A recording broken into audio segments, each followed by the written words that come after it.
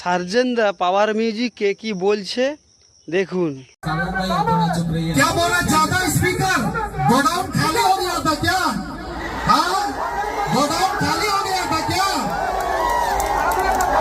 Godown खाली और माल नहीं था क्या?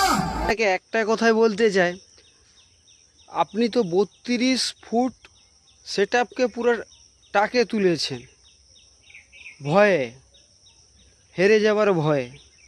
কার গোডাউন খালি হচ্ছে ভিডিওটা দেখে নিন, কার গোডাউন খালি হয়ে গেছে। नमस्कार दोस्तों, इधर आप लोग देख सकते हैं 1200 वाट का स्पीकर ऑडियो टोन का इधर भी है। तो एक दिन यूज हुआ था मोटो मेला में, इसमें से कुछ पीस अपने पास हम रख लेंगे और कोई भाई को अगर आपको चाहिए स्पीकर चाहिए डिस्काउंट के साथ मिल जाएगा, और जिसके लिए आप हमारे व्हाट्सएप पे শুধু পাওয়ার মিউজিককে হারানোর জন্য এত স্পিকার তুলেছে সার্জেনদা, কোম্পানি পুরো খালি করে দিয়েছে। ভয় কার সেটা আপনারা কমেন্ট বক্সে জানান।